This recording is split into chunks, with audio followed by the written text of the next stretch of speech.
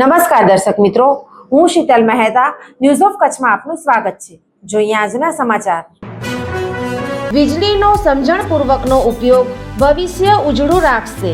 ઉર્જા સંરક્ષણ ગૃહિણીઓ, ખેડૂતો અને ઉદ્યોગપતિઓ દ્વારા કઈ રીતે થઈ શકે તેની સમજણ અને સૂચનો। પશ્ચિમ ગુજરાત વીજ કંપની લિમિટેડ ગ્રાહક સુવિધા કેન્દ્ર 1800 233 15533 टोल फ्री।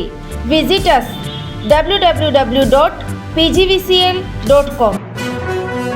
મંજૂરી વિનાના બાંધકામને નિયમિત કરવાની મુદત 16 મે 2026 સુધી વધારી।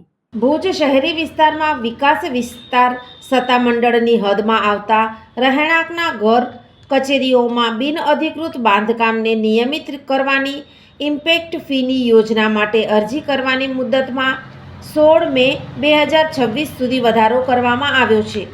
આ અંગે ભુજ ભાડાના સીઈઓ ડૉક્ટર અનિલ જાદવનો સંપર્ક સાધતા તેમણે સમર્થન આપી યોજના શું છે અને કોને લાભ મળી શકે એ બાબતે પ્રકાશ પાડ્યો હતો। માલિકોએ પોતાના જ પ્લોટની હદમાં એક વખતની બાંધકામ મંજૂરી મેળવ્યા બાદ વધારાનું બાંધકામ પાછળથી વગર મંજૂરીએ કરી નાખ્યું છે, જે પ્રમાણિત નકશાથી અલગ છે। તે કાયદેસર નથી। આવા વધારાના તે પણ માત્ર પોતાના પ્લોટ એરિયામાં જ બાંધકામ થયેલા છે તેમને દંડ ભરી માન્યતા મેળવી જૂનાને બદલે નવા નકશા પ્રમાણિત કરવા માટે ઇમ્પેક્ટ ફીની યોજના ચાલુ હતી, જેની અરજી કરવાની મુદત 16 ડિસેમ્બરના પૂરી થતી હોવાથી સરકારે વધુ 6 મહિનાની તક આપી છે। આવા અરજદારો હવે 16 મે સુધી અરજી કરી શકે છે અને પોતાના બાંધકામને નિયમિત કરાવી શકશે। પણ આ બાંધકામ કઈ મુદતમાં થયું હોય જેનો લાભ મળી શકે। જૂનું બાંધકામ ઓક્ટોબર 2022 પહેલાંનું હોવું જોઈએ, એ જ અરજદારોને લાભ મળી શકશે, ત્યારબાદ નાને નહીં, એમ જાદવે સ્પષ્ટ જણાવ્યું હતું। અત્યાર સુધીમાં કોઈએ અરજી કરી છે? આ સવાલ સામે તેમણે જણાવ્યું કે ભુજમાં 1000થી વધુ અરજી વધારાના બાંધકામને નિયમિત કરાવવા આવી છે।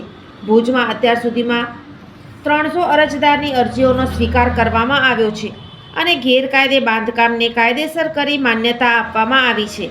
નવો નકશો મંજૂર કરવામાં આવે છે, પરંતુ માલિકીના પ્લોટ બહારનું બાંધકામ નિયમિત થતું નથી, એ દબાણ ગણવામાં આવે છે તેવું પણ તેમણે જણાવ્યું હતું। આ ચિત્ર જુઓ અને વીજ કરંટથી કઈ રીતે બચી શકાય તે જાણો। થોડીક જાગૃતતા, જિંદગીભરની સલામતી। વીજ સુરક્ષા પ્રથમ। પશ્ચિમ ગુજરાત વીજ કંપની લિમિટેડ, વર્તુળ કચેરી, ભુજ। દર્શક મિત્રો, આજે તારીખ 18 ડિસેમ્બર 2025 આ હતા આજના સમાચાર। આવતીકાલે ફરી મળીશું, ત્યાં સુધી મને રજા આપશો। નમસ્કાર।